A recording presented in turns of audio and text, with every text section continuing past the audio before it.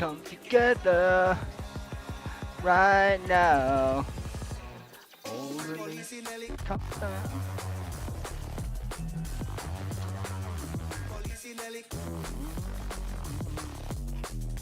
Wow, wow, wow, wow.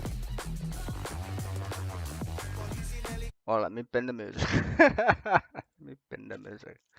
Police in helicopter. Such for marijuana. Tourists in the streets. Taking my gully weed. Alright, so what is this graph one with us? Oh! What a mad little map this is. I just want you to see the populations. It's pretty well. I don't know why that's got no space there. Space out a little bit. There we go. Makes more sense. Alright, so we need to look at the populations. So there's England, Scotland, and Wales. We don't have to count Northern Ireland at this point because it's a bit of a mad wild card, shall we say? So we just leave it out for now. There's only one, 7. It doesn't matter. So 2023 is going to be a cracker of a year, I think. And this is probably something I'm going to actually do in the week. A more in-depth look at this, but I'm gonna make some predictions in this little short video for now. Okay, so first of all, the next election is in 2024. We got an election in 2023. If I did mean if the SNP win the High Court battle, to let them have an election again. If I don't know if that's going to happen or not, if they're going to get a setback, but let's just say that does happen because I think it will. I don't see how. I mean, it's the prerogative of Westminster as the Constitution stands, but I don't know. The fucking law lord's going to go, oh yeah, the Constitution makes no sense. But let's just say.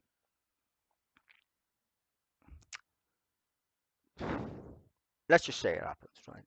2023 Scotland. Scotland needs the union. I'm not doing this because of Scotland, by the way. I'm doing this because I want to understand the population differences between our constituent countries, right?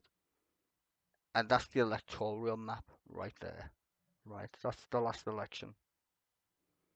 It's very important you should understand that nobody, and I do mean fucking nobody, or it's very rare, anybody does politics actually shows you this map, or shows you any fucking maps of how people vote in Britain, or the constituency parts.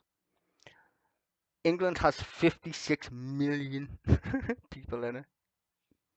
56 million. No jokes. So good luck, Scotland, when you leave the Union, right? That's the population of Great Britain, right there. Apart from Northern Ireland, sorry. I did leave Northern Ireland out. I apologise, but it's whatever. I'm not trying to say that you're not a part of the United Kingdom. I'm just trying to make this about the elections, the upcoming elections, soon to be.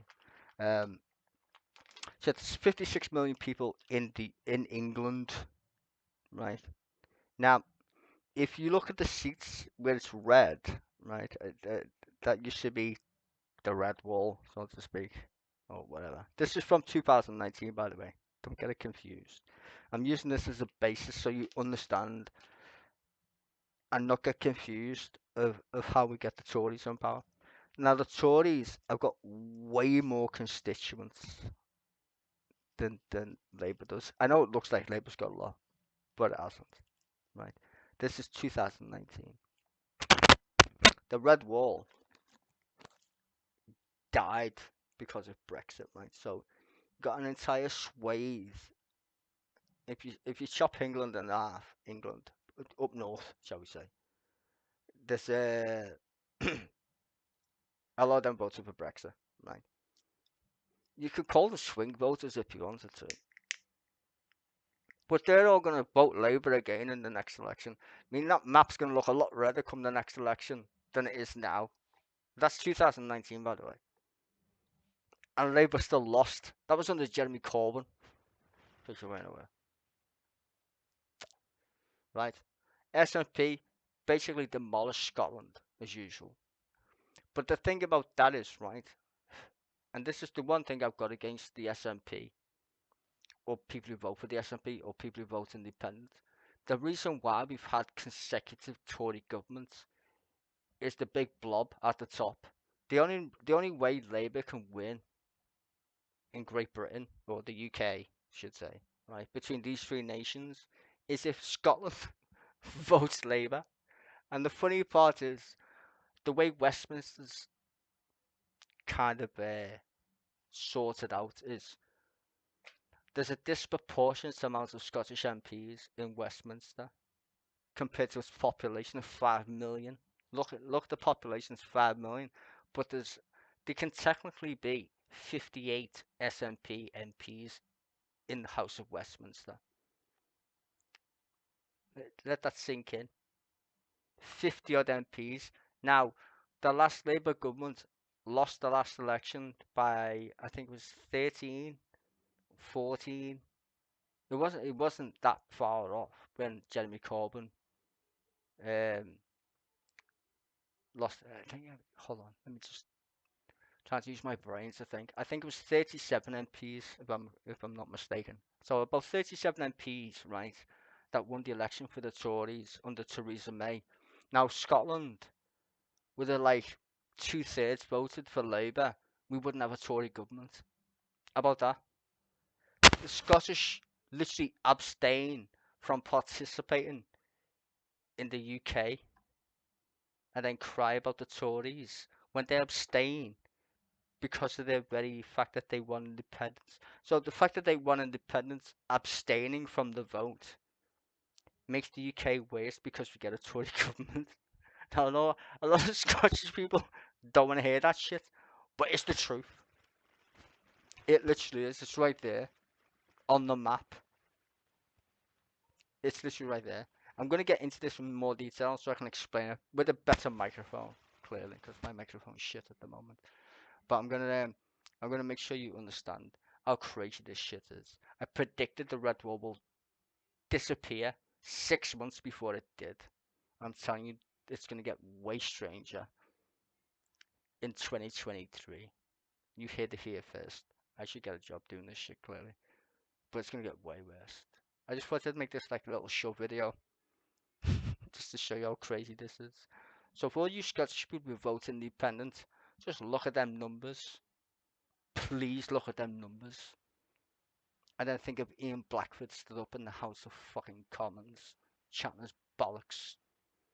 You are the reason why we have the Tory party in power. Scotland. If you look at how we vote in the United Kingdom, you are the reason why we have the fucking Tories in power. Not Labour.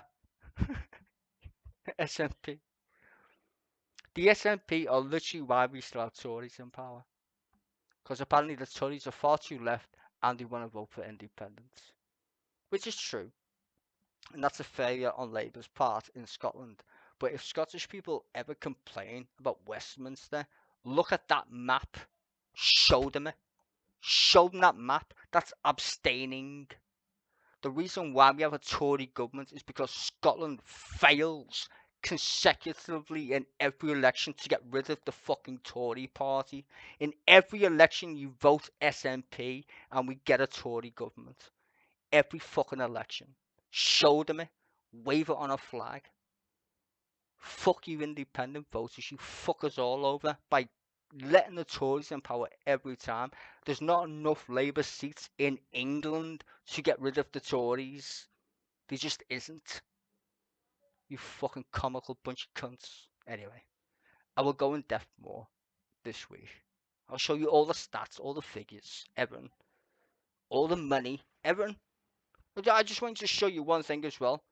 56 million people live in England.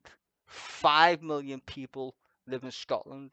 There's a disproportionate amount of MPs that represent Scotland in Westminster. who don't fucking vote. They just fucking don't. They're literally fucking terrorists at this point. Who don't do fuck all apart from fucking hate sheep like Ian Blackwell. A twat. Useless fuckers. Anywho, be back this week. I'm gonna keep this going because I think everybody needs to see this shit. Because you won't get this on the BBC apparently.